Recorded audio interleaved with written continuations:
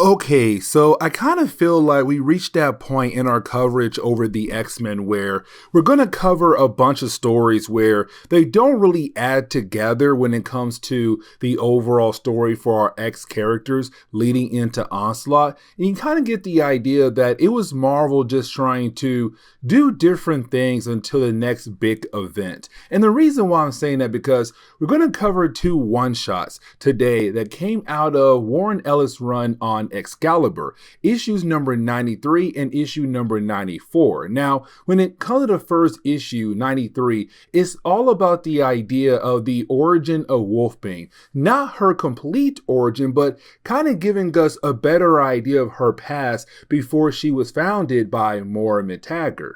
And really, when it comes to issue number 93, it does kind of pick up where our last video left off at. You see, in our last video, Colossus kind of saw Kitty Pryde kissing on Pete Wisdom because around this time in Marvel Comics, Kitty Pryde had officially moved on and she found somebody else, Pete Wisdom. And so for Colossus, he hated the idea that he came all the way over to Muir Island to win the heart back of Kitty Pryde to only see her be with somebody else. And so he fought against Pete Wisdom and beat the guy down pretty badly. And so in the opening pages of this book, it's really more of us just seeing, Pete Wisdom right now in a wheelchair, but also kind of re-establishing the fact that Kitty Pryde and Pete are still a couple. But after all of that, you do have Pete Wisdom be taken away by Moira McTaggart. And the reason why, because, well, when it comes to Pete, he did play a prank on Moira. And so for Moira, it's time for her to get revenge against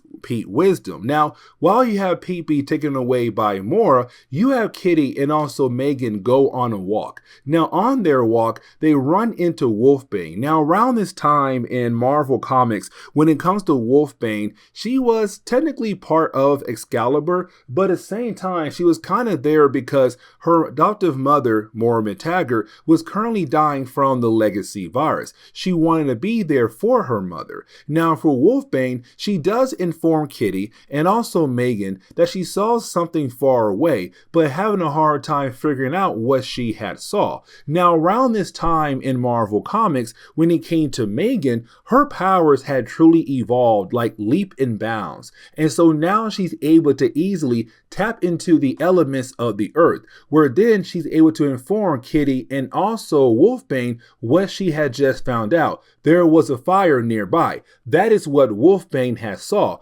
But also for Megan, she realized the person there is a mutant, and they're the reason why a fire is there currently. And so you have our young heroes head over to the location where they find a young mutant named Bridget. Now, this is the only book she ever appears in Marvel Comics, but when it came to Bridget, she had lived a normal life until she had moved to the city known as Kinross. Now, when she had moved to that city, that was when her powers had fully manifested. And that right there was a major problem because she was part of a church. Now, she did her best to hide her abilities, but unfortunately she was caught by the Reverend Craig. Now, when it comes to Craig, he is the father to Wolfbane. And let's not forget, he made her run away because he basically labeled his own daughter as devil's work because he believes that mutants are the work of the devil. And so when it came to Bridget, once he caught her use her abilities, he was kind of like, no, you're a mutant. You are basically part of the devil's work and you need to leave the church. And so she came to the forest to kind of get some quiet time alone, but to also use her abilities in peace because she was so angry with what happened to her. Now, once you do have her inform Wolfbane what exactly happened to her, thanks to Craig, you have Wolfbane realize that she is talking about her father. Now, this is Warren Ellis kind of building on the past of Wolfbane here. Really, when it came to other writers before him like Chris Claremont, they did a good job when it came to building up on the origin of Wolfbane. But for Warren Ellis and also other writers after him, their main goal is to kind of add more pieces to her origin. And so when it comes to Wolfbane here, she does go pay a visit to her father. Now, when it comes to Wolfbane, her main goal is to close this chapter of her past with her father, because her father was a horrible man to her. And matter of fact, he was part of a lot of her nightmares when it came to her leaving him and going with Moira McTaggart. But for Wolfbane, it's also her telling us that she knows about her father, that he's not truly a man of God, a man of the church. And the reason why she's saying that, because for her father, he used to hang out with a lot of sex workers, especially one, being her mother. Now, when it came to her mother, she died giving birth to Wolfbane. Now, for Warren Ellis, he's also telling us that for Wolfbane, she has no idea how she had ended up with her father, because her father was not with her mother at all when it came to her giving birth to Wolfbane. And so she has no idea how she had ended up with her father. Now, for Warren Ellis, he will go down the road in later chapters and revisit the past of Wolfbane to kind of give us those answers in later books. But really right now, it's more her saying like, I'm done with you. I'm done hating on you. I'm done with you trying to control my life in different types of ways. It's time for me to go ahead and move on. And so you do have Wolfbane leave. Now for Craig, he begins to cry, because technically it's him kind of saying that this is all his fault. If he did not mess with that sex worker, then most likely Wolfbane would not be around. He would not be the reason why the work of the devil is currently walking on the planet right now. The whole idea of Wolfbane.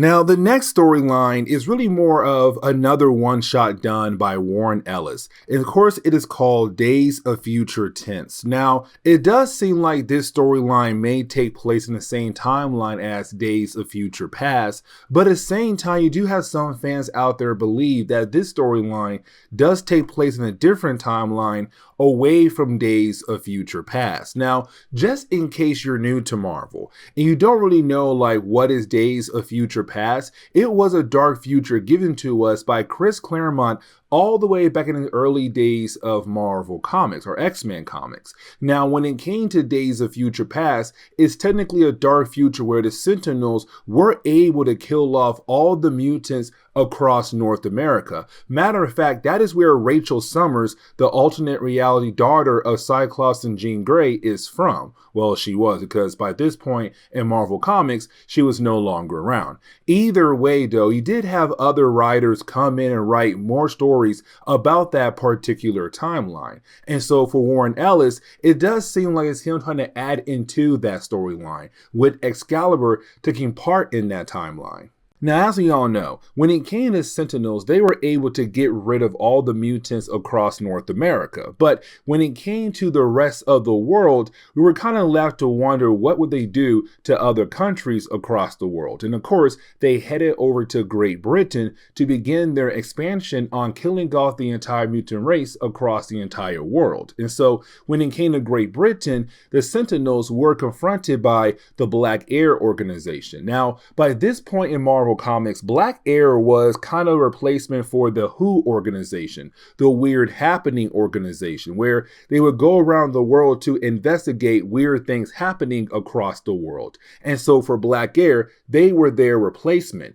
But Black Air was able to make a deal with the Sentinels, be the ones to kind of get rid of the mutants in Great Britain, but to also make sure the Sentinels did not come over to Great Britain. Now, when it came to Excalibur, they were kind of put in that factor where by this point, most of the team is officially dead. And I really mean like most of the team is literally dead, because by this point, all you have now is Captain Britain, Megan, Psylocke, Wolfbane, Karma, and a character known as Tangerine. That's really it for the entire team of Excalibur. Now, for Warren Ellis, it's also him trying to basically build up on the character known as James Braddock. Now, James Braddock is the father to 3 kids. So the main 2 in this book are Psylocke and also Captain Britain. Now, we're being told by Warren Ellis here that for James, he comes from a different reality. Now, unfortunately, that whole idea, that whole concept will not be touched on until later books down the road. But apparently, when he came to this reality, he made sure that he was somewhat prepared. And so what he did was he kind of built this underground base underneath the home of the Braddocks. And so for Excalibur, when they had left Muir Island, they came over to this base. Now, with all that being said, by this point, Excalibur is being led by a character known as Pete Wisdom. Now, for our heroes, their main goal is to find their missing teammate, and that would be Douglock. Now remember, Douglock is technically a Phalanx. He comes out of the whole Phalanx Covenant storyline for the X-Men. But either way, he did join Excalibur right after that crossover. But it's Pete saying that, listen, if we can find him, he might have some very important information about Black Air and possibly a way to defeat them and bring some justice back into this country.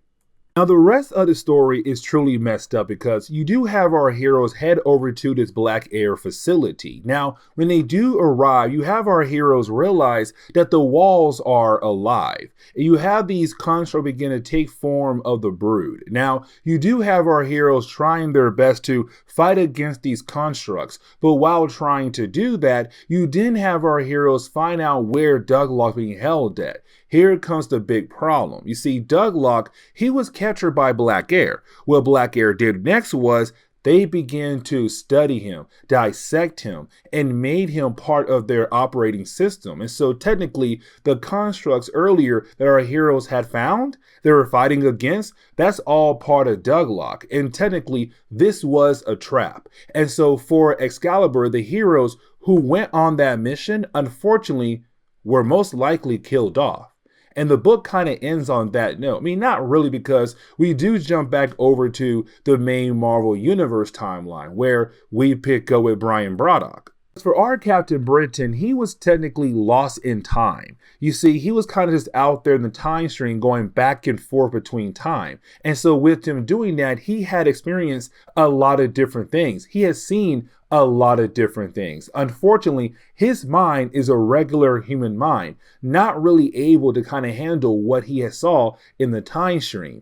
And so occasionally when he go to sleep or possibly just walking around, he gets these visions. And these visions, or sometimes dreams, are things he saw in the time stream of different things happening in different realities. So all that right there could technically not be part of the Days of Future Past timeline. But at the same time, though, he saw what happened to those people in that reality. But this is where we're going to end today's comic book video. So please leave me a like down below and subscribe. But guys, see y'all next time. Later.